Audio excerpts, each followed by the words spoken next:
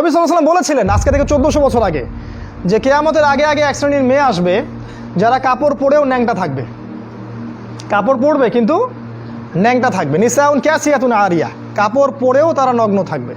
তিনি বলেছেন তারা নিজেরা আকৃষ্ট হবে, অন্যদেরকে আকৃষ্ট করবে। এরা জান্নাতে যাবে না, জান্নাতের কখনো গন্ধও পাবে না। আমাদের নবীজি বলেছিলেন যে দাজ্জাল, এর নাম শুনেছেন? দাজ্জাল আসবে সামনে মানুষের রূপে, অপেক্ষা করতে থাকেন। তবে তার অনুসারীরা কিন্তু এখনই অ্যাক্টিভ। তিনি বলেছেন দাজ্জালের সবচেয়ে শেষ অনুসারী হবে এক শ্রেণীর মেয়ে যাদেরকে মুসলিমরা ঘরে বন্দি করে রাখতে পারবে না। বাপ ভাই স্বামী মিলে ঘরে রাখতে চাবে, তবে ঘরে থাকো, পর্দায় থাকো, এরা বাঁধন ছিন্ন করে বের হয়ে চলে যাবে। এরা বের হয়নি।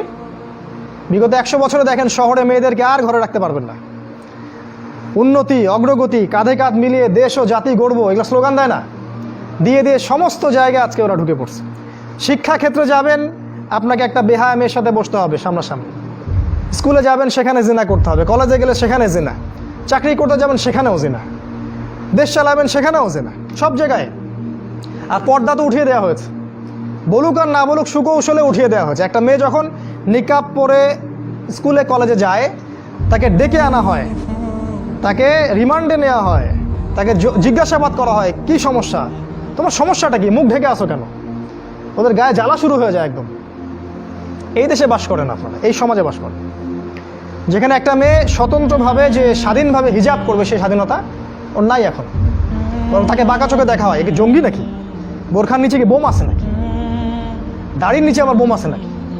টাকনুর উপরে যখন একটা ছেলে কাপড় পরে, পাগড়ি পরে, জুব্বা পরে, ভয় লাগে ওদের দেখলে। আগে এই ধরনের মানুষকে দেখলে মানুষ সালাম দিত, শ্রদ্ধা করতো, বাসায় ডেকে দাওয়াত করে খাওয়াইতো। এখন ভয় পায় আমাদের পৃথিবীর মানুষ। আমরা কি ভাই পশু হয়ে গেলাম নাকি? এই কাজটা কে করলো আসলে? আমরা কি বাঘ ভাল্লুক? এই কাজটা করলোটাকে? এই কাজটা করেছে মিডিয়া। এই যে এখনকার মিডিয়াগুলো দেখছেন, এই মিডিয়ার কাজই হচ্ছে ইসলামকে কিভাবে তারা খারাপ চোখে তুলে ধরবে সমাজের সামনে। ইসলামের জন্য একটা যদি ইস্যু পায়, একটা হিফজখানায় দেখা গেল যে একটা হুজুর একটা লোক একটা বাচ্চাকে চরম মাইর মারছে আর কি, এটা সিসি ক্যামেরায় ধরা পড়ছে। আমরা অবশ্যই বলছি এই কাজটা খারাপ, বাচ্চাদেরকে এভাবে মেরে মেরে পড়ানো উচিত না, কখনোই উচিত না। তো এই যে একটা ইস্যু তারা পাইলো, সারা মিডিয়া প্রচার করে শেষ যে মাদ্রাসায় এই হয়, এই হয়, এই হয়, সব মাদ্রাসা বন্ধ করে দাও। সুবহানাল্লাহ। মাদ্রাসার কয়টা ছেলে রাজনৈতিক গন্ডগোলে অংশ নেয়? মাদ্রাসার কয়টা ছেলে রাস্তায় গিয়ে দাঁড়িয়ে এই রাস্তা অবরোধ করে? মাদ্রাসার কয়টা ছেলে ধর্ষণ করে? মাদ্রাসার কয়টা ছেলে মদ খায়? এগুলো বলুক, মিডিয়াতে বলবে না। এদের আক্রোশটা মূলত ইসলামের উপরে। বাইরে যতই বলুক যে লা ইলাহা ইল্লাল্লাহ, আল্লাহ ছাড়া কোনো মাবুদ নাই, আমরা মুসলিম মুমিন, আমরা তোমাদের সাথেই আছি।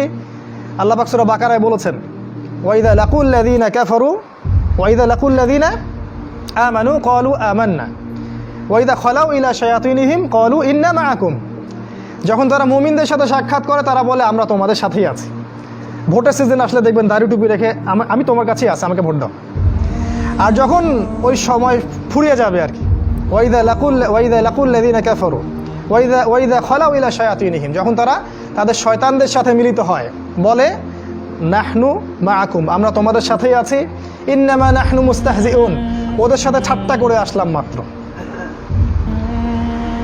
তো একটা প্রসঙ্গে অনেকগুলো কথা বলে ফেললাম। এই মিডিয়াই বলেন, আমেরিকা বলেন, ইসরায়েল বলেন, এই ধর্মনিরপেক্ষ রাষ্ট্রগুলো বলেন, এই গণতন্ত্র, জাতীয়তাবাদ, এই সব কিছু দিয়ে তারা ইসলামটাকে ডমিনেট করতে চাচ্ছে যাতে আগামী দিনগুলোতে ইসলাম বিজয়ী হতে না পারে। কিন্তু আল্লাহ পাক কখনোই সেটা হতে দিবেন না।